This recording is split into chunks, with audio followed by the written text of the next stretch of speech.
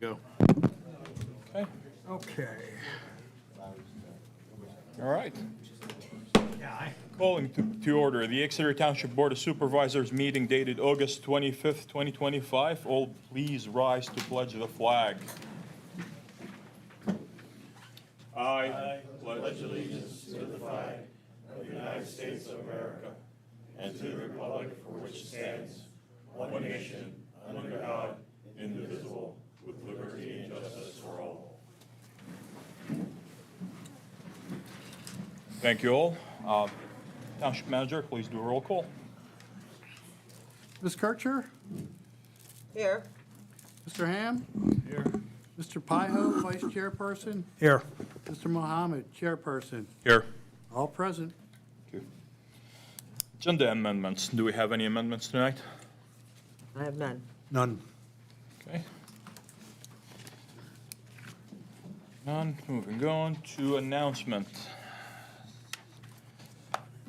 The Board of Supervisors would like to announce that we held an executive session earlier tonight to discuss personnel involving the terms and benefits of the police chief pension, litigation concerns, and also we held another executive session to discuss litigation concerns regarding Davy Hughes versus Exeter Township. And lastly, the Board of Supervisors have held an informational session earlier today as well to receive information concerning municipal bonds. Moving on to public comments, agenda items, and I have Mr. Jordan Henley? Anything? Henny, please. He got about the ordinance. Okay. This ordinance. Yeah. Good evening, everybody. My name's Jordan Henning. I'm a licensed social worker for the state of Pennsylvania. I'm just here because the newspapers put out an article about the Ordinance 873, and I'm reading it as of right now, and I just want to express concern due to the current state of affairs in the country that there are no provisions explicating Section B, number 1, as to any investigation being done prior to the issuance of a ticket. My fear is that once you give people the power to issue tickets, it's incredibly difficult to get that power taken away.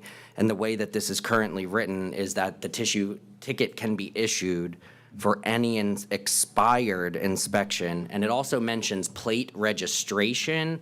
However, in PA, we have not had plate registration ticket or identifying numbers for several years now. They do not issue plate tickets anymore.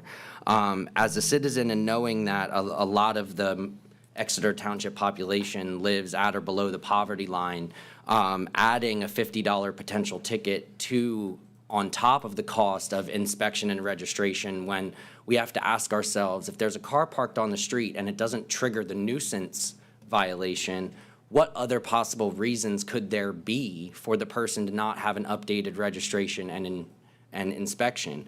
And it's likely financial. So why would we as a community say we're going to make that financial situation worse by fining you for not having this stuff that you have to pay for done by the state? I really just hope that you can hold off and think about this a little bit more and either add some clarity to subsection 1 about investigation done prior to issuance of a ticket, or remove that from it entirely and focus more on illicit tags or things like that, false tickets or investigations on cars that are not registered to people living inside the township. Thank you. Thank you, Jordan. Okay, moving on, we have a presentation, Police Department K-9 Unit. Chairman Mohammed, I'd like to speak before Officer Santiago speaks. So part of one of the things I'd like to accomplish this year was I wanted to speak about the things we do for our police department. I'm very proud of the things we do in each unit. We have several different units in the police department. K-9 unit is a big part of the unit. I've had the traffic sergeant speak about the department. I had our lieutenant speak about with the community policing.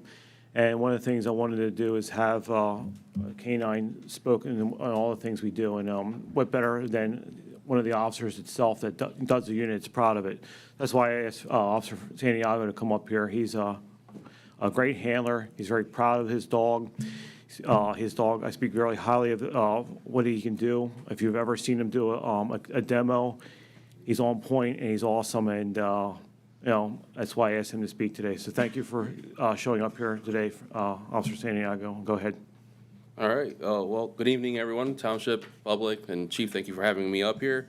Like he said, I'm very passionate about the K-9 unit. That's all I ever wanted to do since I became in law enforcement. That was back in 2017 at the sheriff's. Luckily, that didn't work out, so I came here hoping that one day I can run a dog. Basically, I'm gonna try to keep this short because I know we're supposed to keep it down to 10, 15 minutes. We're gonna explore who we are as a unit, the dogs on our team, and our specialized training, and how we benefit the community, which is most important. So the K-9 unit is an essential part of our department, and it enhances service, safety, and tactical capabilities. We operate 3 dual-purpose K-9s. Each team is trained in both patrol functions and narcotic functions. Who we are. So we pride ourselves in service excellence. I know Chief, every time he's up here, we talk about the core values that we have. And in coming up with this presentation, I was thinking about 3 things that as a unit, as a core value, as a unit that we have. And I came up with service excellence, maintaining high professional standards, and, just that partnership, just like in the police department. Our K-9 team significantly improved public safety and response capabilities, equally important to community outreach. We build trust through public demonstrations and transparency. And then before I keep going on, I asked every handler who ever ran a dog here in Exeter Township Police Department for any photos, anything of nostalgic value. And Detective Terry Reichert gave me this photo. These are the 4 original K-9 handlers that Exeter Township had. Originally it was 2, and then 2 or 3 years later they came up with 4. So the funny thing is, out of those 4 officers right there, 3 are still serving us today. Starting from the left is the retired Detective Andy Walbert. The second one is, as we like to call him, my platoon, is the Grand Old Man of Exeter, is Officer Brian Evelyn, Sergeant Darren Gartner, and then Detective Terry Reichert. I know before I even became K-9, I would ask those 3 and anybody in the current handlers too, so many questions on what it takes to be a handler. What do I need to know? What do I need to read up on? What case law I got to read? And they all been extremely helpful. And then just set the example for myself for when future handlers come in and what I would like to see in them, just like they helped me. So just a little brief history here on the K-9 unit. The initial formation was in 2000. It started with 2 dedicated K-9 teams for basic operations. Basically, we had 1 narcotic and 1 bomb dog. And about 2 to 3 years later, we added 2 more dog teams. Again, so ultimately the 4 teams were 2 bomb, 2 narcotics. That was the expansion phase. And that stayed at 4 dog teams until about 2020, when we had about 3 dogs. And then, 2 dogs in 2020, and then because due to retirement of the dogs and things of that nature, and then back in 2023 we went back to 3 dogs with myself and Officer Scott, and then right now currently Officer Joe Ilk. Current operation, like I said, 3 dogs. So right now currently we have no bomb dogs. We have nothing but narcotic and patrol dogs. Ongoing excellence. We continue to train every single day, which I'm going to speak upon later on, and our community service commitment. So now you're going to meet our dogs. Unfortunately, I would love to have our dogs here, but having 3 patrol dogs here at the same time and to be well behaved in this big group, like my dog doesn't do well with big crowds. So like I said before, we have 3 teams. Our most senior dog has 9 years of experience. We usually use 2 breeds. It's the Belgian Malinois and the Dutch Shepherd. We used to use the German Shepherd, but ultimately, when it comes to maturing as fast as they can, the Belgian Malinois and the Dutch Shepherd, within a year, being 1 year old, they're ready to go and hit the street. And we're 100% dual purpose. So starting off from the left here, we got K-9 Ico. K9 Ike was a 9-year-old Belgian Malinois with extensive patrol and narcotics detection experience, including marijuana detection. He's the only dog that does marijuana. And the reason why we're shying away from marijuana as one of the odors that dogs are hitting is just because of the legality and, of marijuana and stuff like that. It's a very gray area. So we just don't even teach them marijuana anymore. He is handled by Officer Joe Ilg, and then, like I said, patrolling narcotics, and he was born in Slovakia. And then next one is K9 Kilo. He's handled by Officer Nate Scott, and also patrolling narcotics, and he was born in Holland. He specializes, again, in patrol operations and comprehensive narcotics detection with community safety. K9 Kilo is a ball of fire. He's ready to go 100% of the time, and I think he got paired up with the most perfect handler. Nate Scott is, I say, one of the best officers we have here in Exeter Township. His knowledge on criminal interdiction is just amazing. He can teach classes on the subject. Just pair that with the K9 Kilo, and they're just an unstoppable team. Next is my boy, K9 Rico. He's a 3-year-old Dutch Shepherd, again, patrol and narcotics as well. He's our newest addition to the specialized unit. About to hit 2 or 3 years now. I lost count already, but he just turned 3 last week. He was born in Holland, and his commands are in Dutch.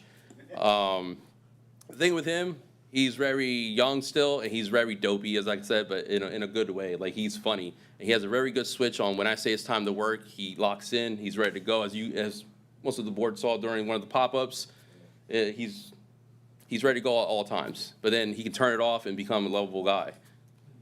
Next. So to explain the dual purpose canine capabilities of our dogs.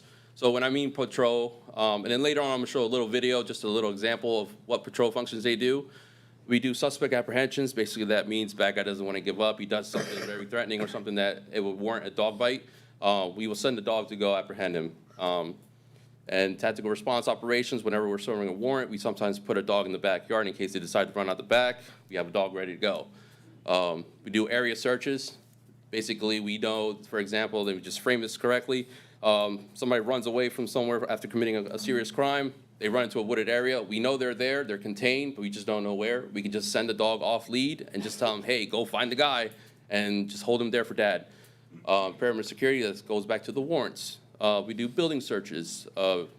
We get alarms all the time. If we know there's no dogs inside and nobody's supposed to be there, we might use a dog to clear the house as we go in with the dog. This just gives us an advantage.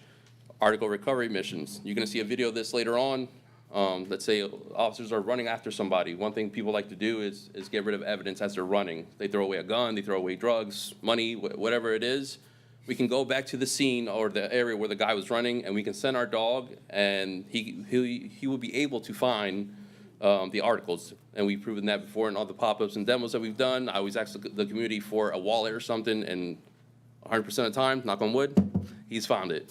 So when it comes to narcotics detection, all our dogs are odor printed on heroin, cocaine, and methamphetamine, and then K9 Ico with marijuana. So when I talk about these drugs, they don't search for these drugs. What they're searching for is the odor. So the best frame that is, let's say you go to McDonald's and you get a Big Mac. If somebody walks in the room, they smell the Big Mac, they see it, right? But if you eat it, and then a minute later somebody walks in and it's not there, they'd be like, there's a Big Mac in here somewhere. That's how their noses work. That's the easiest way I can explain it. Next. So training and certification standards. I feel like going back to what I said before about how we maintain a high professional standards, there's so much liability when it comes with these dogs. We have to train per state requirements through MOPEC, which is the organization that gives us the authorization to be cops. So they also oversee K9. There's 16 hours of mandatory training, which basically all we do is we run scenarios, we hide drugs everywhere, we just problem solve certain things we were seeing in the dogs, and that's a dedicated 8 hours straight of you show up, it's your turn, you go, and you come back around, you're running everywhere you go because we have to get this training done. And daily practice, I pick different places around the township, parks, buildings, and you probably can see me around the township on the weekends. I'm training my dog every single day. Even on my off days, I'm in my backyard doing a basic obedience or doing, like, trying to expose them to some kind of environment. It's a daily routine. It's a daily requirement. This position, one thing I didn't know when I first started was the amount of dedication that it takes to these dogs. Like, you have to be on top of them because they're an animal just like your dog's at home. They will find a way to cheat no matter what. So if they can find a way to get something easier, they will get one on you. So you have to stay on top of them.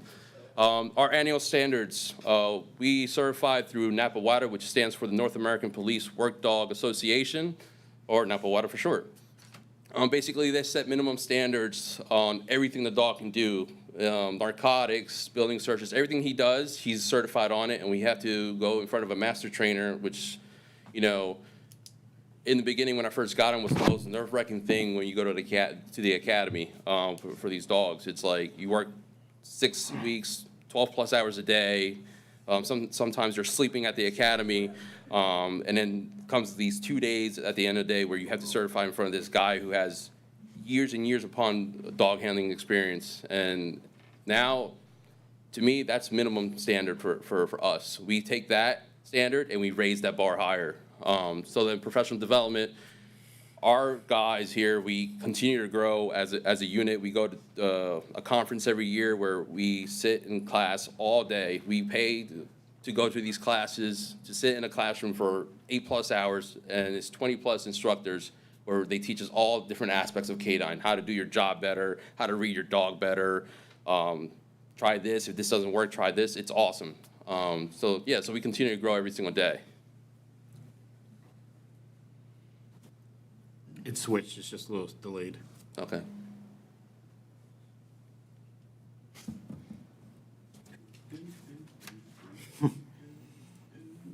Yeah, We would have to bring you again next week, well, next meeting. it switched here on the screen. All right, that was part one, guys. I'll be back here next week, part two. It switched here on the screen, it just isn't switching up there for some reason now.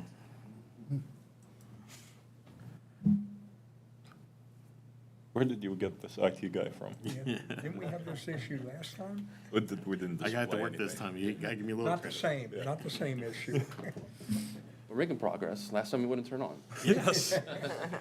We're getting somewhere. We had trouble at the last meeting with the presentation also being Oh, yeah. shown, yeah. Yeah, but the mouse isn't on there. Oh, yeah, I see it now.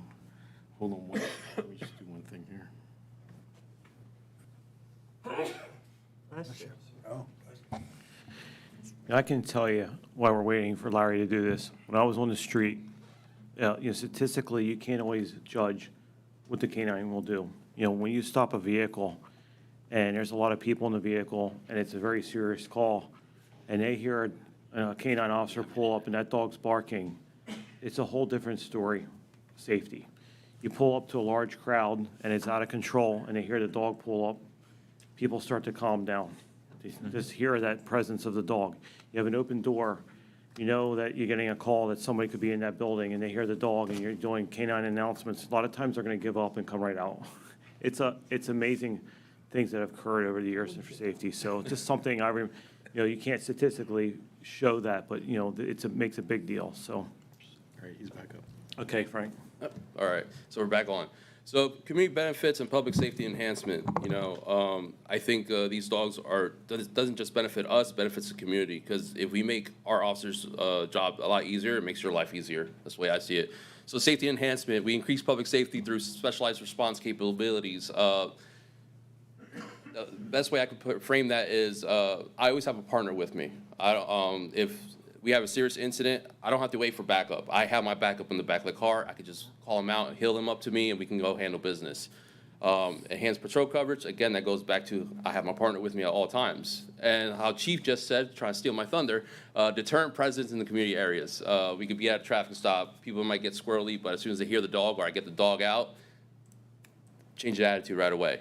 I don't know, he's a lovable guy. I don't know why people are scared. Reduce response times for critical incidents. Again, it goes back to having my partner right there with me. I don't have to wait for backup. I can get to a call and handle business. Community relations, stronger police community partnerships through engagement. If you guys noticed for the last 2 years, I've done almost every demo. I've done Chem Cadet. I just love talking about these dogs and what they can do. Again, also educational demonstration. I'm going ahead of myself. Public awareness for professional law enforcement capabilities. I love talking about them like this now. You guys probably can write a whole report. I'm going to test you guys later on what I spoke about, and you guys are going to tell me exactly what our capabilities are. Transparent operations, building community trust. I'm all about transparency. If you guys have questions about my dogs, of anything, I'm more than willing to talk to you about my dog and tell him what he can do or cannot do. That's very important as a handler as well. Just knowing your dog's capabilities and limitations. Operation excellence, specialized detection capabilities for narcotics interdiction. This is the new buzzword of today of policing. Policing has changed from 20 years ago where, you know, it's all about traffic stops and things of that nature and tickets. Now it's about, there's crime is on the move always. And we have 422 running right through our township, and we don't want that trash here. One thing we could do is our dogs can help get inside cars. We lost the vehicle exemption here in Pennsylvania back in 2021. I think that was the year where if we just see what we see, we smell marijuana or something, we can search the car. We lost that example. I mean, we lost that case law. So now we have to go through the steps of asking for consent. If we don't get consent, then we send a dog. If he alerts, guess what? That gives us probable cause for a search warrant. And if the judge awards it, then we can get inside the car and grab that contraband out. It's simple as that. Enhance officer safety through K-9 partnership. One thing I've noticed too, as I became K-9, is I was a go-getter. I was one of the guys stopping cars and stuff, but as a K-9, you're more of a support element. I really want to go out there. I still do, but you have to tell yourself, hey, I'm more of a support guy for my guys in my platoon. Whatever they need, I'm going to try to do as much as I can and what my dog can help them with.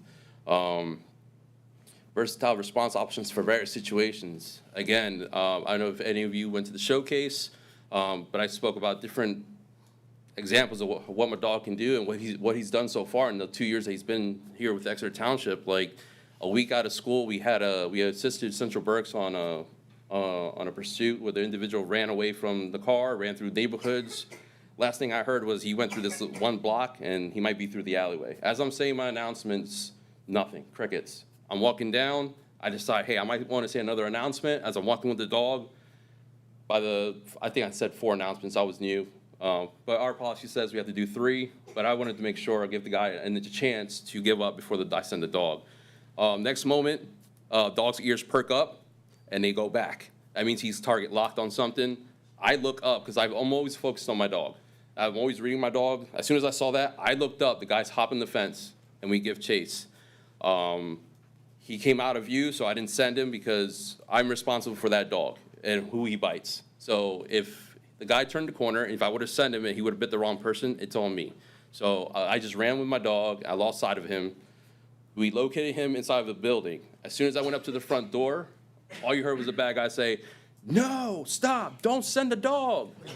And that's a win in my book. That's called an apprehension, no bite. He basically said, I don't want this smoke. I don't want Rico to bite me, so I'm giving up. So that was an awesome thing. Very confidence builder in the dog and myself. Another thing I said during the showcase was we were called out to, I forgot what department. It was to Lake Anawi. I can't even say that word, but you guys know, in Leesport. We were called for a suicidal suspect. He made threats that he was going to hurt himself and things of that nature. We tried tracking. I thought my dog was broken that night, honestly. I told him to track, and he tracked to the water. And I was like, this is weird. He's never done this before. So I went back to the starting point, and I did it again. And guess what? Led right back to the water. So I told those officers, hey, you might want to get a dive team out here just to double check. But he's leading to the water, and one thing I always get told is your dog's never wrong, and trust your dog. All right? So, like, I just said, hey, you might want to get a dive team out here. Me and the other officer from Exeter Township, we left, and then I get a call about 30 minutes later, dive team found the body inside the lake. And it was an unfortunate event. I wish I would have found him beforehand, but at least I gave closure to the family. You know what I mean? So that's pretty cool. So the dog can do very awesome things, and that's what I mean by versatile response options by various situations. And professional training standards, we spoke about that. Next. And if you've been to one of my demos, I must say my line that I always say. Canines are the only use of force tool that I can call back. I cannot call back my gun. I cannot call back my taser, my OC spray, or anything else I carry on my body. I can send my dog on somebody, and if at the last minute they say, hey, I give up, I can say here, Vogue, which means heel, and he'll come back to my side. That's great. In the history of police work, there's only been, or in canine, there's only been 5 documented deaths regarding the canine, and that's going back, maybe 250 years. I forgot the number of gun deaths in regards to police work, and it's a very high number. So we have a very good track record. So I think the police dog itself is an awesome use of force tool. Officer safety, Canine Partners significantly enhance officer safety through specialized training and capabilities, reducing the need for deadly force while providing tactical advantage in dangerous situations. I don't know what could have happened that time with Central Burst when the guy was hiding in the basement, but I feel like dogs themselves really do save lives. You give up, I call my dog back.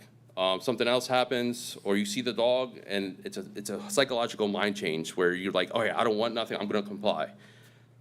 Next. And that's, I think we go into the video, right? There's a play, there it is. And I'm just gonna say pause whenever. Pause. Sorry, you're in your A game now. So what you just saw is the most important piece of equipment that we as canine handlers have is our canine car. That canine car has a specialized cage inside of it where we keep our dogs during patrol. It has a climate control system where we have either a beeper or some of the other guys have something on their cell phones. It monitors the temperature inside the dog. And this goes for every dog that, if you own a dog, here's some piece of information. They run hot. We run at, what, 98.7? My EMS guys, anyone? No? 98.6, right? Dogs run about 103. So it doesn't take much for them to overheat. Especially in this hot summer, we have to watch what we're doing when we have them out.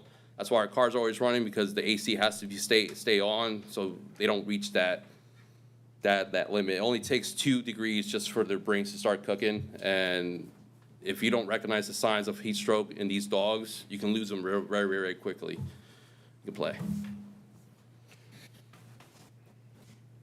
And we also have a door popper you're gonna see here. We have a controller on our belts, or some guys have it on their vests. It's called a door popper.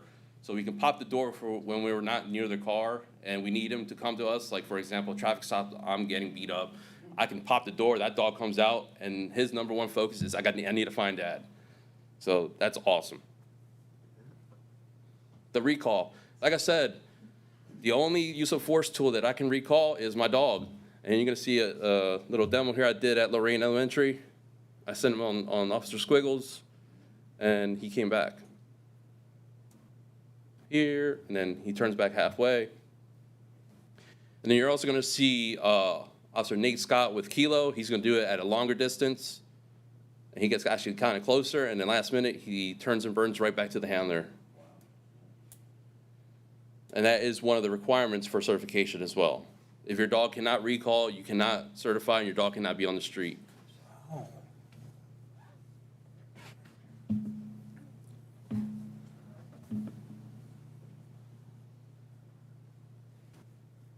And then drug and article detection. I think the first one we're doing is article. Nope, we're doing drugs. All right, so what we see in a dog here, what we're looking for is a change of behavior. And that could be different for every dog. That's why you have to know your dog and see what the difference in change of behavior. We also train a final response, which is either a sit or sit, depending on the altitude of the narcotic. You can pause it. It's fine. I'll keep talking. Yeah, so depending on the height of the narcotic, he'll either sit or just standing up if it's a high fine, or he'll lay down, whatever. But that's not what I'm looking for. This is just more to almost like what a PBT is for us for DUIs. It's not to prosecute or nothing like that. It's just to give us the okay. This is what I'm seeing. All right, that's what the dog's seeing too. I see change of behavior and things like breathing, open mouth, closed mouth, seeing his chest rise or see his eyes, and just you have to know your dog. Basically, every dog's different. And then what you're gonna see now is Lieutenant Fullerton is being my bad guy. He is a bad guy running away with a fake gun. He told me to tell you guys it's a fake gun. It looks real, but it's a fake gun. And he's gonna dump it. And then you're gonna see an overview of the gun in the field. And you're gonna see K9 Kilo go in and find it. Sorry to start over. No, you're fine. It's just K9 Rico being awesome.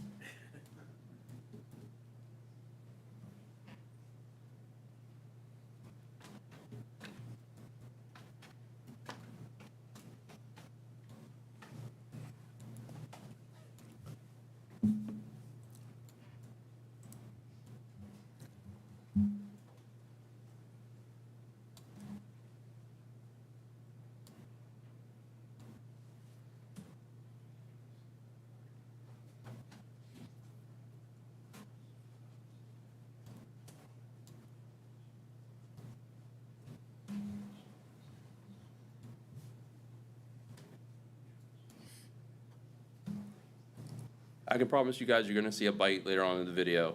That's what everybody wants to see.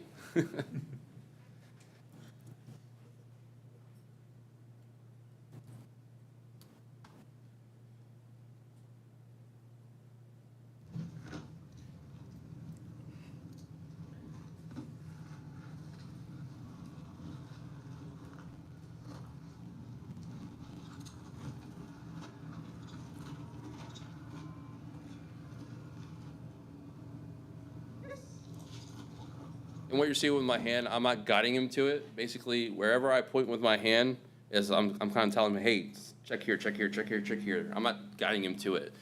So as you can see, the gun is barely visible when you're approaching it, but from the drone here, that's where the gun's at. One thing we're trying to work on is drone and K9 partnership. That's a really cool thing. A lot of other departments are doing it. So here comes Kilo. He's gonna get the search command. And he smells it there. I can see the change of behavior in the dog. And then he just goes back to double check, and then he finds it. And then he lays down just to tell Dad, and he's barking. So he's like, Dad, can you pay me?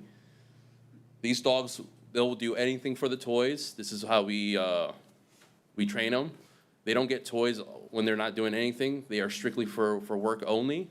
And that's why the toy holds such a high value. For them to get that toy, they have to do something for us. And it's the same thing as when you teach your dog how to sit with a piece of treat. In order to get that treat is sit. And subject apprehensions, everyone's favorite thing. So here's an example of an area search where we know where the guy's in the area, but we just don't know where. It's Sergeant Fox is over here hiding, and the dog automatically finds him. There he goes. And our dogs are not bark and hold dogs like they used to be back in the 90s. Now it's bite and hold. They do not transfer. It's once they bite once, they bite and they stay there until Dad comes in and gets me off. What you sometimes see is the dog punching in. It's not a rebite. It's more of like, I'm trying to get a deeper bite so you don't get away. And the more the guy struggles, the deeper the dog is going to try to get. And to them, this is all game. Like I said in every demo, there's no ill will in these dogs. They don't just wake up hating humans. To them, this is all a game that they're taught since puppies over there overseas.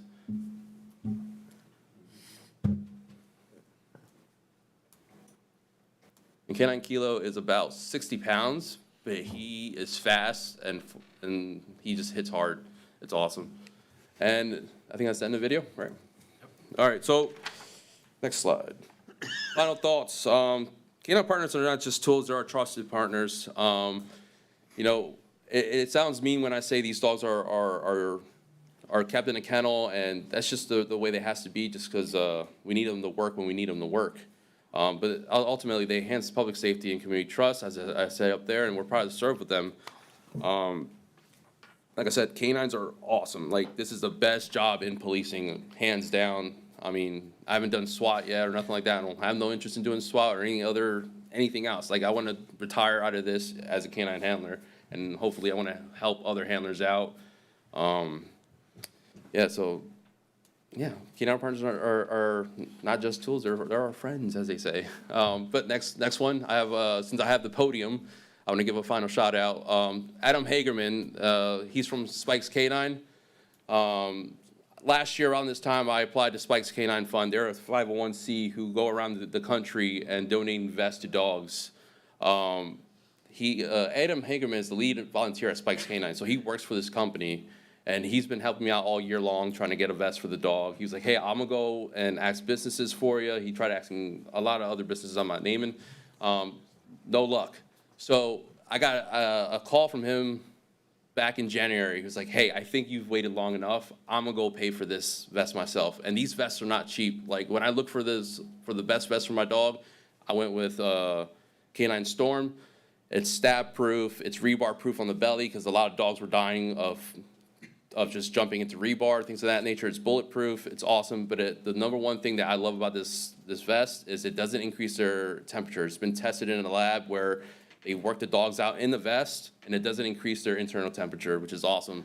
But yeah, Adam Hagerman I just gonna give him special thanks. He shelled out $4,000 for this vest. I think he is a real estate agent somewhere in Lidditz. I just want to give him a special thanks. Thank you, Frank. Did a great job. Thank you. Thank you. Thank you, Officer Santiago. I didn't know ballistic vest.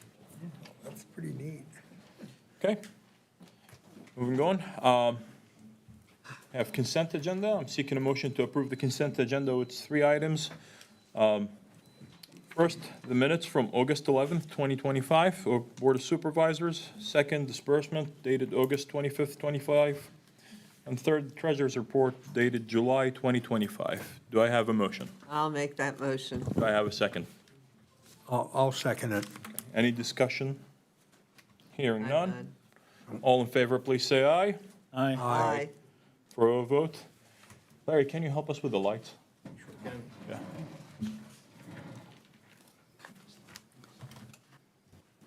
Thank you. Okay. Next, we have finance. And they have one item, it's capital project financing. And we have PFM Financial Advisor to present on financing for the Emergency Service Center. Just in case we have any technical problems, I brought hard copies. Thank you, baby. More hard copies. Thank you. Jamie. Thank you. Thank you, sir. Be a long meeting. This is definitely a letdown from the last presentation, I can tell you that. So thank you for having me. My name is Jamie Schlesinger. I've actually worked with the township for a very long time in some capacity, probably dating back to the late 90s. I was a resident of the township a number of years. I moved down 422 when my kids were getting older, but certainly been with, know of, and worked with the township for a long time. I have been in many conversations about emergency services buildings of some capacity over the years with my various clients, including the township, and I will push buttons. So, the left, right there. Okay, thanks. So for tonight, we're just going to talk about how the process works, and kind of where the township is from a financial standpoint related to potentially thinking about capital project funding. High level, the township, like any local government in Pennsylvania, has the ability to issue public debt to finance capital projects. That could be municipal bonds, it could be bank loans, and some other forms of financing. The decision point on how we determine if we move forward with that is partly my job. I serve as the fiduciary toward the township, so I help make the decisions and work on behalf, sitting on your side of the table. From that perspective, the topics that we think about are, why do you do this, and what is, that's an old copy, what do we do it for? We do this because we want to fund a capital project for a need that's within 3 years. We do it because we want to fund a project in an efficient and cost-effective manner. And we do it because we want to lock in interest rates for as long as the project is good for. So when you talk about emergency services buildings, we have something that will be around for close to 30 years, if not longer. And you are able to fund those projects over that period of time. Because of that, we think about cash flow, ability to pay it back, and how we would do that. Right now, the township actually has no public outstanding debt outside of a loan that was taken out to do the tax increment financing for the shopping center next door. That technically does not hit the general fund in any way. It's covered by the incremental tax revenues that occurred over the course of time as that grew. But as of right now, the township has no debt outstanding. There's also hasn't been a bond rating because there is no public debt anymore. So we would kind of go through a process to cover that.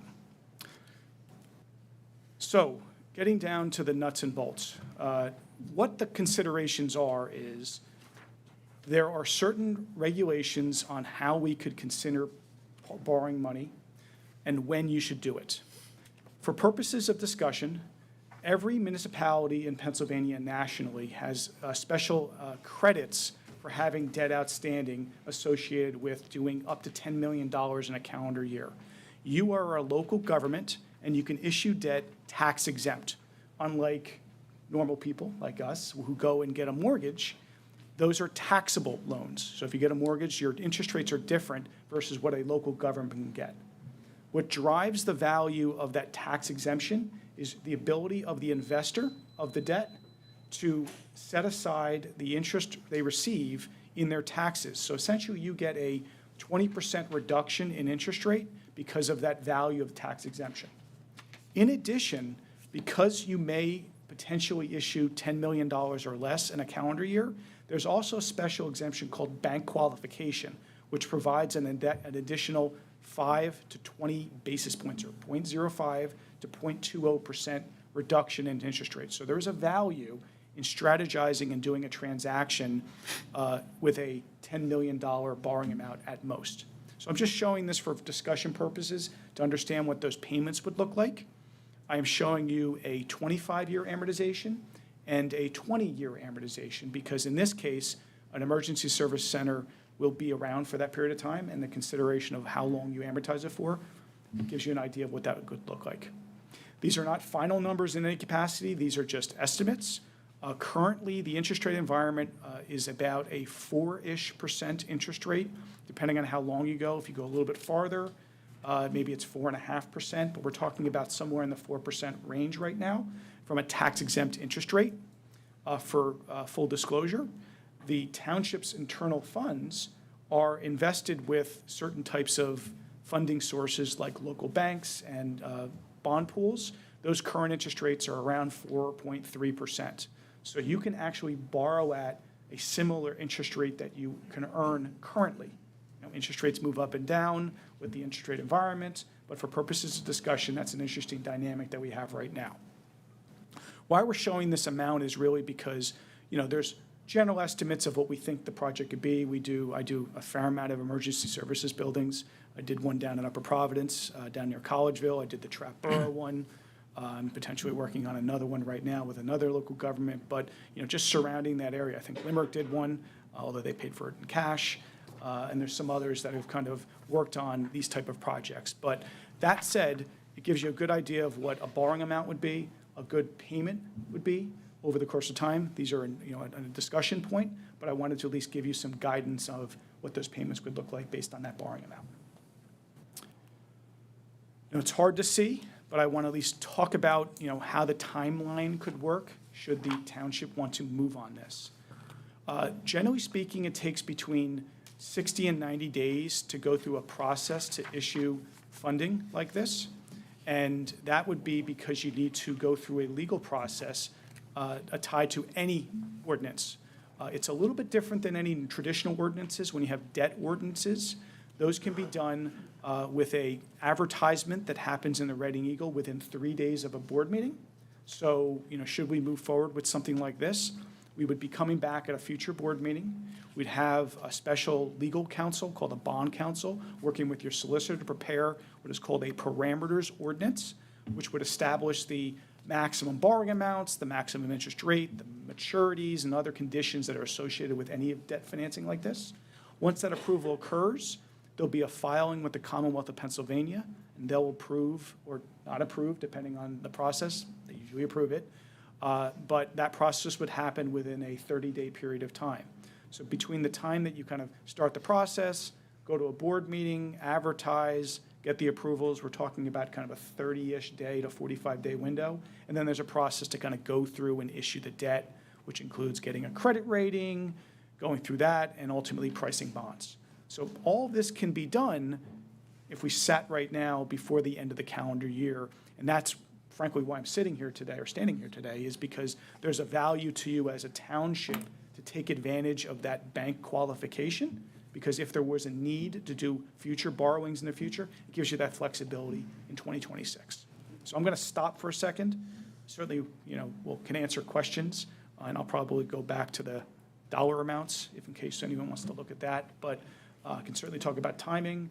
If any questions about the Emergency Services Center that I cannot answer, that is besides the funding side of it, there may be some questions that you may have. Covered it earlier, Yeah. yeah. I guess, Jamie, just to elaborate on the benefit of borrowing this year versus next year, knowing that the construction would not occur until next year. So there's a couple of reasons for why it mattered. Again, first, I will stress that concept of bank qualification switching from calendar year to next calendar year. That is a nice flexibility tool for the township for future use. Traditionally, when we have clients of your nature that have capital needs and planning for them, it makes sense to issue prior to the bidding process and ultimately doing it, because the estimates may be higher, they may be lower, but if they're within range of what we're anticipating here, that flexibility of having that bank qualification from one year to the next makes sense. The second reason is, and comes right to where you're going to probably start talking about this over the next couple months, is you're going to be going into budget. And you want to have a number that you can establish for your budget that is an actual payment, so you guys can plan for anything that you may want to do in the future to kind of cover those costs. So I think there's a certainty question. And then secondarily, because the interest rate environment, I think, is positive right now, that locking in those interest rates gives you that certainty as well. So I think there's kind of three reasons. All of them have different weights. Okay. But, that's my, thought process. Thank you. Any other questions for Jamie? Jamie, could the necessary ordinance, including the parameter ordinance, be prepared with you and the solicitor by the next board meeting for introduction, September 8th, I believe? Yes. Okay. Yes. It could be prepared and it could be advertised as well. Now, we make sure everyone is comfortable with the process and timing, but as part of the state guidelines that would fit within that timeline, it would be prepared, it'd be available to the public for inspection, as well as it'd be posted, in the Reading Eagle as well. So all of those things can happen in time. So it doesn't have to lay over for an entire meeting period? It's more of a question for, the solicitor ultimately, but there are some charters, and I say charters, but there's, supervisors may want a process to be an authorization to advertise, and then there's a actual, potential adoption. It's really a question for you guys. We can do either way. Okay. We can work around you guys ultimately. Anything else for Jamie? No, Jamie covered, probably let the public know that we had this discussion in an executive session. Yeah, Yeah, he mentioned. I Yeah. did mention it at the beginning. Yeah, you mentioned it earlier, Just to clarify, it was receiving information in an information session. received information, I'm It's definitely an sorry. educational session about municipal bonds. Right. Yeah. Yes. And if anyone wants to talk about municipal bonds, I'm happy to talk about municipal bonds with you after this meeting, but there's a process by which you want to do that. I don't think you want to talk about it. Answer any questions that anyone may have. I'll leave that to the board if the public has any questions. Good, Hearing none. Thank you for coming. thank you. Thank you very much, and I'll Thank you, hope to Jamie. see you in the near future. Very well. Okay. Moving on to zoning and planning. Joe? Yes, this evening we have a motion to approve escrow release number 2 for the Exeter Self-Storage Project. This is a project along Perkiomen Avenue for a self-storage facility. The escrow release, it includes costs associated for the site clearing, site grading, detention basin, and erosion and sedimentation control items. We did review everything in the field. There was only a couple items that we recommended. We were holding back. However, we are recommending a total amount of $187,847.43 be released from the escrow account, and I understand the township's holding that account, but we would need approval from the Board of Supervisors this evening. And I gather everything that was on your punch list or checklist has. Yes, yes. There was only 2 items that they were requesting that we denied until they're completed. However, the other items that they requested have been completed and been inspected. Thank you, Joe. Thank you. All right, seeking a motion to approve escrow release number 2 for Exeter Self-Storage in the amount of $187,847.43. Do I have a motion? I'll make that motion. Do I have a second? I'll second. Thank you. Any questions, discussions for Joe? None. None? Hearing none, all in favor, please say aye. Aye. For a vote, motion carries. Okay, thank you. Next item is a motion to approve Resolution 2025-23 for the sewer planning module at 4575 Perkiomen Avenue. This is an ongoing, or a land development plan that has been submitted to the Planning Commission for review. This is for Martin's Appliance. It was the former Scott Landis building. However, the fact that Pennsylvania American is under a corrective order, action order to upgrade their sewer wastewater treatment facility, DEP is requiring that even any new or modifications to an existing building that a planning module will be filed. Our recommendation is the board to consider approving this, and the appropriate person would sign this. It's a formality. We're experiencing this until this consent order has been satisfied with the upgrade of the wastewater treatment facility as well as the upgrade of their interceptor. It'll probably take several years, so we're probably going to be seeing a lot of these resolutions come through. The sewer line is there, however, they need to pass. We need to, the municipality needs to forward this to DEP. Okay. Thank you, Joe.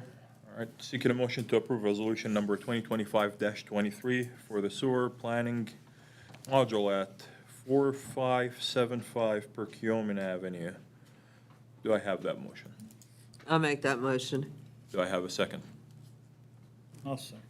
Thank you. Any questions, discussions for Joe? I have none. I got one. We're going to have to go through this for every single connection? Yes. Yes. that's Even what I thought. if it was included and it's close to the sewer line, yes, until the corrective DEP lifts the corrective, the corrective action plan. They're under a consent order at this time, the Pennsylvania American Water. It goes back to the act, from what I read, this goes back to 1966. Yes. Okay. Okay. I mean, unfortunately, this is going to be another one. This kind of dovetails into the next agenda item where we have a residential home located at 16 Courtney Ray Circle. And this is an existing subdivision that's been probably built over 20 years. This was the remaining lot that's located at the end of the cul-de-sac. Even though the sanitary sewer extends to that end of the cul-de-sac, the lot has been sold and is currently reviewed for stormwater and grading, and they will be connecting into the sewer line. And there is a resolution for this evening, 2025-24, for the board's consideration to approve, similar to the Martins resolution. Thank you, Joe. All right, any other questions for resolution number 2025-23 for Joe, or? No. I have none. All right. All in favor, please say aye. Aye. Aye. For a vote, motion carries. And the last one you just went over, Joe, the 24. dash 24, so we're just gonna Yeah. seek a motion for Yeah, that. yes, that's, Yep. our recommendation is to approve for 16 Courtney Ray Circle. Yep. So we're seeking a motion to approve resolution number 2025-24 for the sewer planning module at 16 Courtney Ray Circle, and I'll make that motion. Do I have a second? I'll second it. Thank you. Any questions or discussion for Joe? None. Hearing none, all in favor, please say aye. Aye. Aye. Okay, For a vote. thank you. Thank you, Joe. You're free to Thank you, leave. Joe. Thank you. All right, next, administration. Thank you, Mr. Chairperson. First item we have is a discussion and possible motion to set the date and time and authorize advertisement of a special meeting to interview candidates for the Board of Supervisors. We only have had 2 candidates submit a letter of interest. The deadline has now passed, noon today. So what I'd like to recommend is, as we've done in the past with a low number of candidates, to do this at the next regular supervisors meeting on September 8th. We're still within the 30 days? We are, yes. Okay. I agree. All right. All right, so we're seeking a motion to set September 8th as a special meeting to interview candidates for Board of Supervisors. Do we have a motion? I'll make that motion. I'll second it. Okay. Any questions or discussion for Bill? None. All right. All in favor, please say aye. Aye. Aye. For a vote, motion carries. I'll let the candidates know of the time and date. Yep. Next item we have is I'd like a motion to approve ordinance number 873, prohibiting vehicles with expired registrations and fraudulent state inspection or emission stickers. And I'll turn to the police chief if he wants to comment on this. Thank you, Manager Heim. The ordinance, the reason why we're asking to put this in is any vehicle that is unregistered, expired registration, expired inspection sticker, expired emission sticker, that I'm asking that we could ticket the violation. I know this gentleman spoke earlier today about it. It's not a $50 fine, it'd be a $25 Exeter parking citation. So the reason why I feel strongly for this to occur is because one of the things as a police department we really look at doing is creating the quality of life in Exeter. We want to make sure that, if you live in the township, someone's not parking a vehicle in front of your house because legally you can park anywhere you want to on a street. If they park an expired inspected vehicle, a lot of times that vehicle could have a lot of issues. It could have bad brakes. It could have bad tires. Several other things that could be wrong with it that's unsafe for the roadway, making it, that could cause more accidents. It could be leaking fluids. The person can easily just park it in their driveway and they're not of any violation. It just has to stay off the roadway. So if you have a vehicle, financial problems, and you need to get some work done on it, it's very simple. You just park it in your driveway, okay? If that's not the case, we're driving around, the vehicle is on the road, we could ticket, it would be a $25 fine. The next step, if we wouldn't do that, we would go through an abandoned vehicle process. So you would get a letter in the mail saying that your car is not up to code. We go through the process, and if you didn't respond at the proper time, it'd be a $500 fine, your car would be removed. So this is giving you just a buffer before we go through that process to say, hey, you need to get off the roadway. And then at that point, then it's just a simple $25 fine. If they wouldn't pay that fine, then we would give them a state citation, it would be more. I think it's very important, for, as a public, we want to stay in the rules of regulations of Pennsylvania. And I think it's important that if Exeter wants to have a great quality of life and have a nice community, that you want to follow the rules and have the vehicles that are up to date and safe for our roadways. That's why I believe this is the correct thing. Thank you, Chief. All right, seeking a motion to approve ordinance number 873 prohibiting vehicles with expired registration and fraudulent state inspection or emission stickers. Do I have that motion? I'll make that motion. Do I have a second? I'll second it. Okay, thank you. Any discussion or questions for the chief or Bill? Or anybody else? No. None. Thank you very much. All in favor, please say aye. Aye. Aye. For a vote. Motion carries. What was that vote? Sorry? What was the vote on that? 4-0. Well, Yep. okay, thank you. Thank you. Thank you, Chairman. Thank you. Next order of business is we're seeking a motion to approve ordinance 874, amending the Exeter Township Police Pension Plan in order to permit the buyback of prior police service for a class consisting of chiefs of police as permitted by Act 49 of 2024. As we talked about before, Pennsylvania does not have a statewide pension system like other states. So in order to provide police with kind of a transmitted pension, municipalities are permitted to authorize police officers to purchase pension time for service with other Pennsylvania municipalities, up to 5 years as determined by the municipality.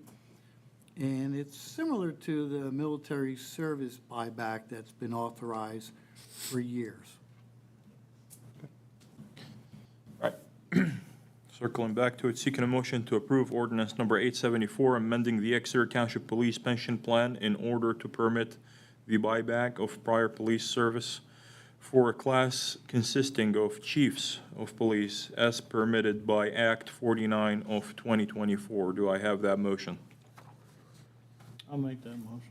Do I have a second? I'll second it. Okay. Any other questions for Bill or discussion? I don't know if it's a question, but it's a comment. The way it's still currently written, I cannot agree to it. It has be subordinate and report. That would be the one. Oh, I'm sorry, I jumped ahead. No problem. Sorry. Sorry about that. All right, so to ordinance 874, any comments or questions? Hearing none, all in favor, please say aye. Aye. Aye. 4-0. Motion carries. The next item is seeking a motion to authorize advertisement of ordinance 875 related to the reporting of chief of police to the township manager. Currently, the police chief position reports to the Board of Supervisors. All the other department directors and managers report to the township manager. So to establish consistency among the director-level employees, we're asking for the police chief also to report to the township manager, which is the typical chain of command in most municipalities. Okay. All right, seeking a motion to advertisement of ordinance number 875 related to reporting of chief of police to township manager. Do I have a motion? I'll make that motion. Do I have a second?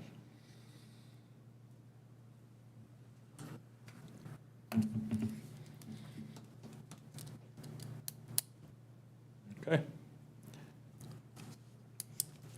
No second, the motion fails. All right, moving on. Next item is motion to approve Resolution 2025-25 to request local share assessment in Category 4 grant in the amount of $163,106.40 for equipment for the police department. This is a state grant that we want your approval to apply for. In Category 4 is the competition will be amongst only 4 counties: Berks, Cumberland, Westmoreland, and York. Okay.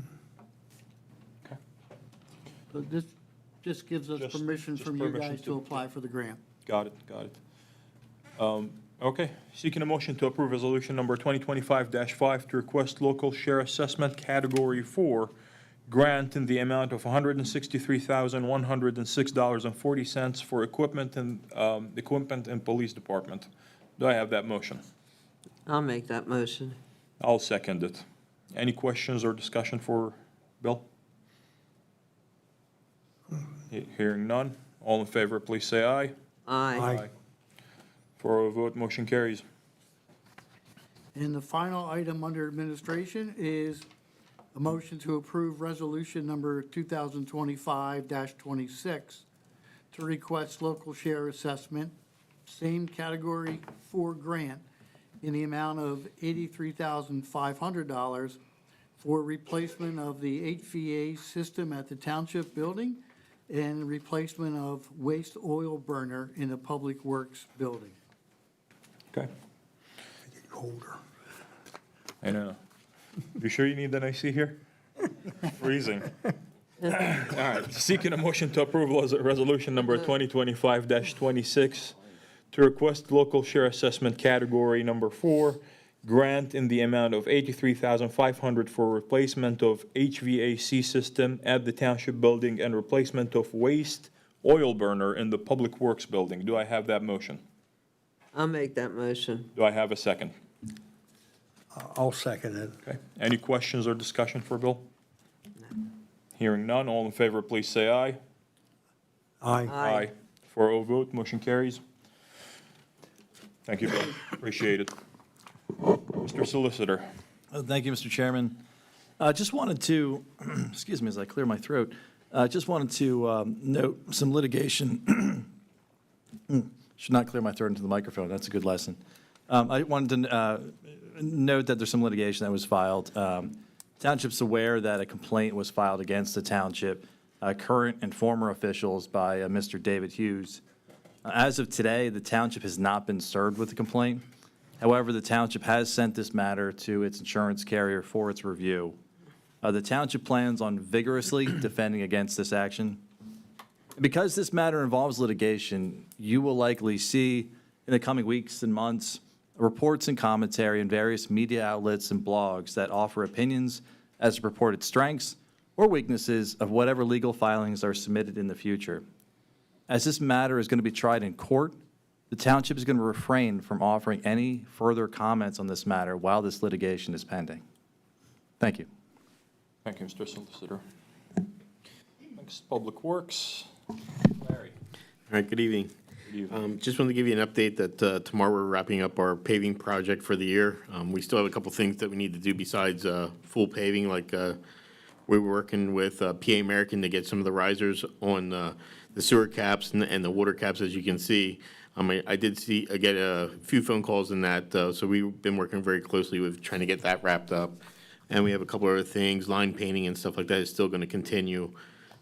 We were hoping to get done with our paving project a little bit earlier. Normally, we get done before school starts, but with the rainy season that we had and some flooding in July, we were a little bit behind schedule, so I just wanted to give a little bit of an update, so.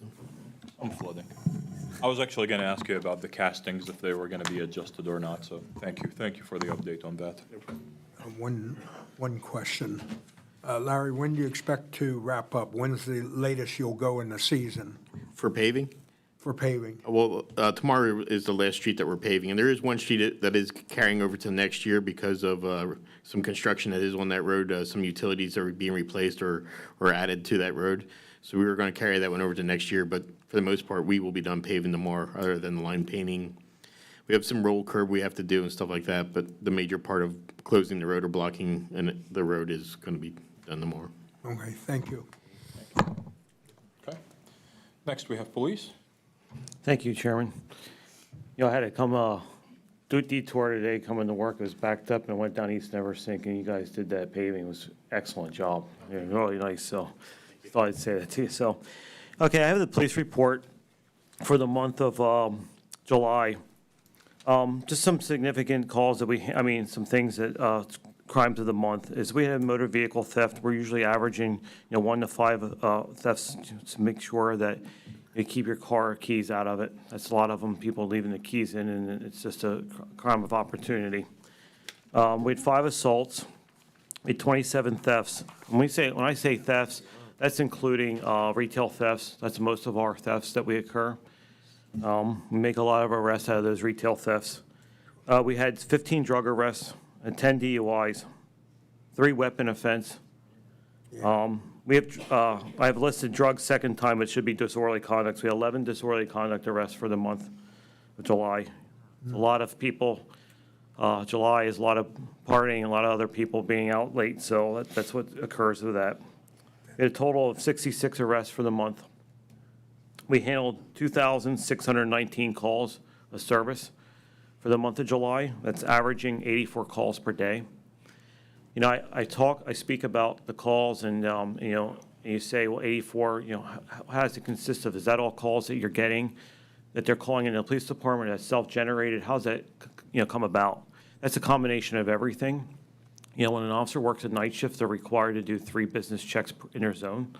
So we do several business checks at night. That's counting all the calls we have, calls of accidents, anything in that nature, traffic stops, anything we handle, we do a report from. So it's a matter of everything. So some are self-generated, some are coming in.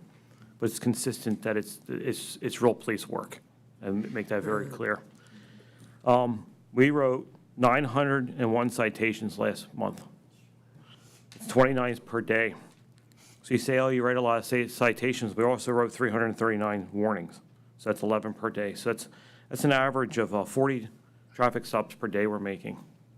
You know, one of the things that I felt as a chief was, you know, the backbone of the police department is patrol. And it's very important that patrol is properly staffed. And if you have your detective unit and the traffic unit keeps that backbone straight.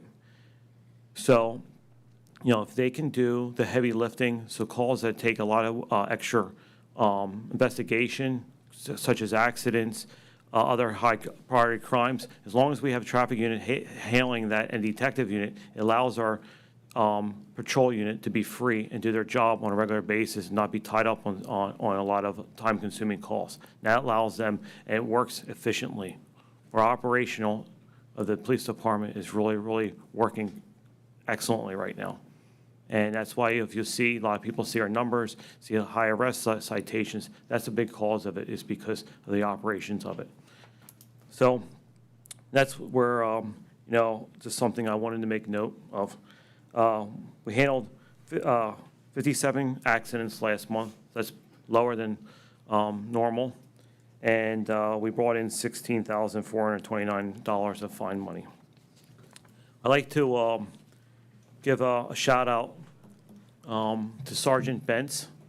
I was just informed today that on September 25th, he will be presented the Law Enforcement Officer of the Year Award through Burke's Crime Alert. So it's a pretty big deal. It's going to be at the Redners event at First Energy Stadium on the 25th at 7 o'clock in the morning.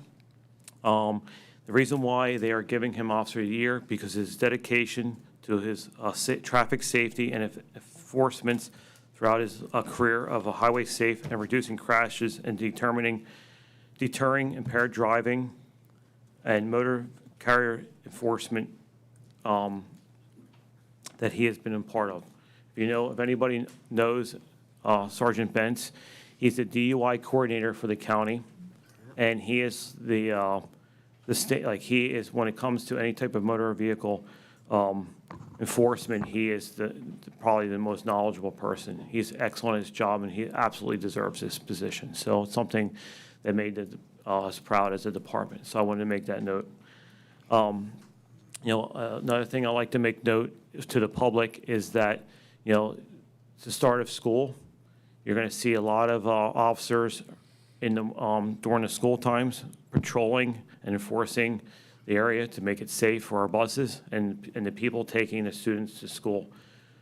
Currently, right now, we have a grant for pedestrians crossing. So right now, we're during the mornings and at the afternoons, we have an enforcement. Someone's coming in through the grant, and is enforcing so that all the students are properly walking through the crosswalks and not just crossing when they're going to school, just anywhere.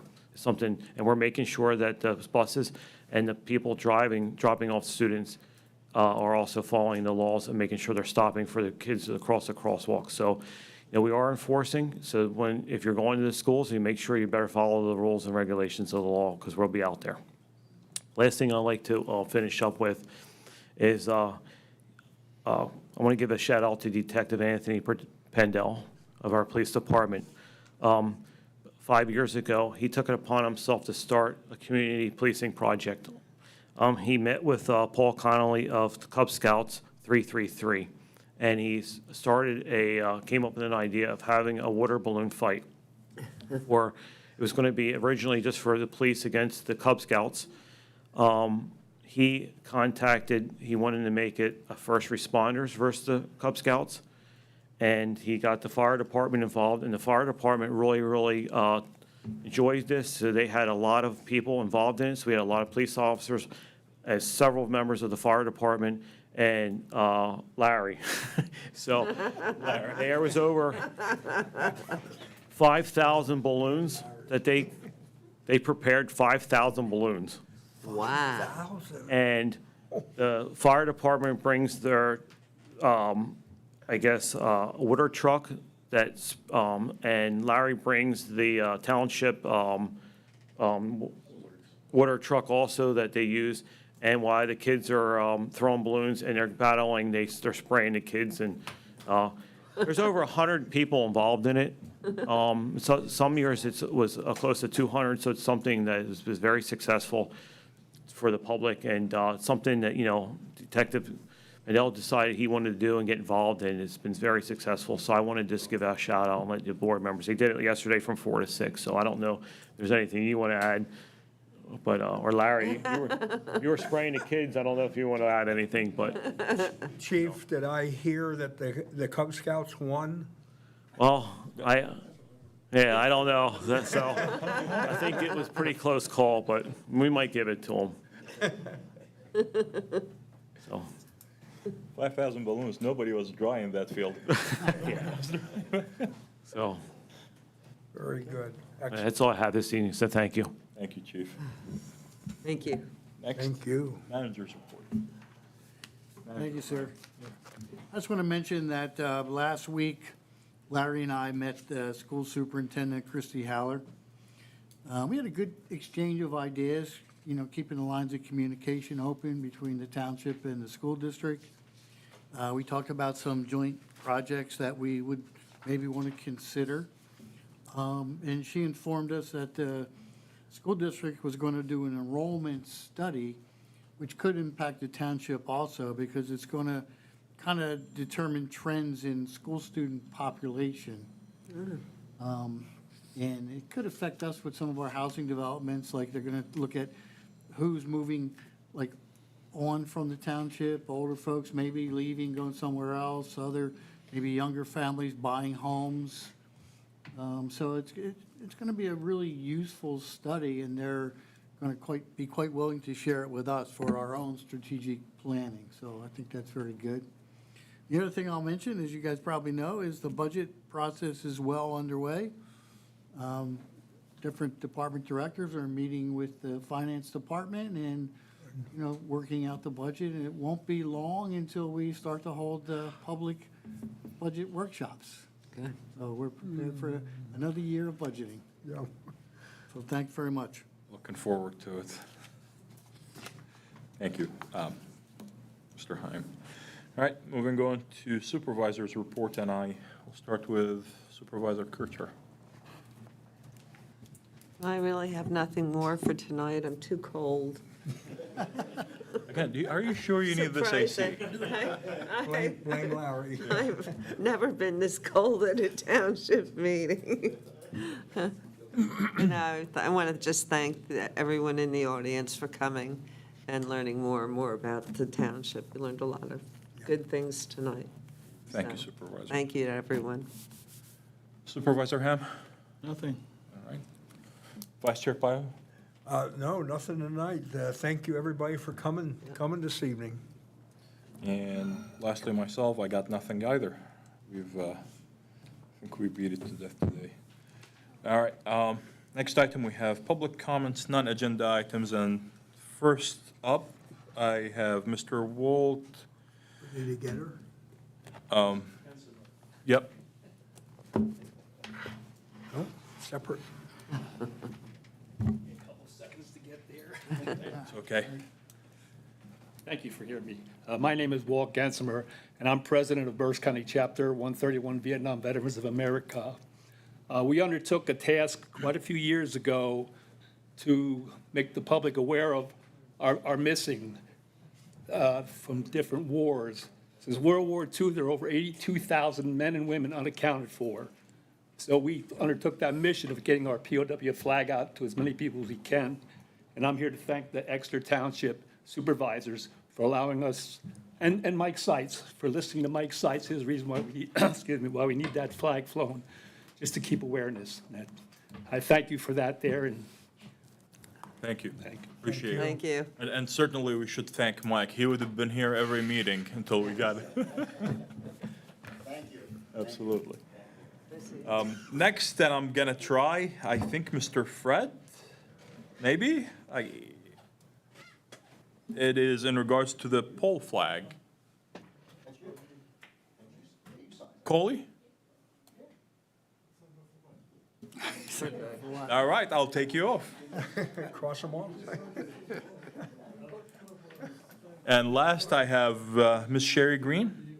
I'm not sure I should speak. I was going to speak concerning the lawsuit that David Hughes has brought against the township. Maybe I should. It's your time to speak. You have 5 minutes. You're more than welcome to speak.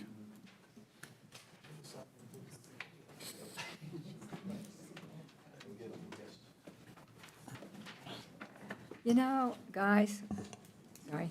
Just for the record, name and, Oh, I'm sorry. Name is Address, Sherry yes. Green. Yep. You want my address? or just a street. That's Yep, 1 Vista Lane, yep. Reading, PA. Thank you. Okay. Yeah, I heard about the new lawsuit David Hughes has brought against the township back in August of 2024. There was an agreement. He had a lot of lawsuits against the township, and an agreement was reached. First of all, that he would never run for office again, and also he agreed not to attend any public townships during a 2-year cool-off period. But now, what is he doing? He is filing right-to-know requests out to Gazoo, costing the township and also us citizens of the township, because we're going to be paying taxes because the litigation fees. He's suing the township again. He got $805,000 a year ago. And now, all of a sudden, I guess he wants more money. At the meetings, he would cause them to drag on 3 hours, sometimes longer, with his ridiculous pleas for attention. He said again and again how he cared about the citizens of Exeter. It doesn't seem that way.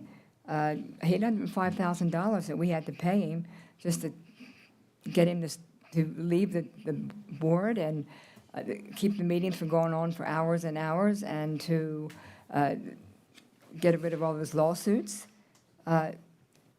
It's just, I'm so glad that we had intelligent people on the board that decided to put an end to all these litigation fees and his constant interruptions of the meetings. I thank you guys for doing that. It was a good thing. Some people complain about that, oh, you paid all that money out. It's saving you litigation fees. I think it was a good move. And now he's looking for more money. I'm just really upset about it, and I know you're not going to be talking about it, but for someone who said again and again how he was looking out for us citizens, he has shown again and again that he's not. And I'm just really sad about it, and I hope it gets settled easily and quickly, and I know you guys are smart and you'll deal with him, and hopefully you'll be able to settle it. That's all. Thank you, Mr. Green. Thank you. Okay. Next item, we have adjournment. Do I have a motion to adjourn the meeting? I'll make that motion. Do I have a second? I'll second it. All in favor, please say aye. Aye. Meeting adjourned. Good night.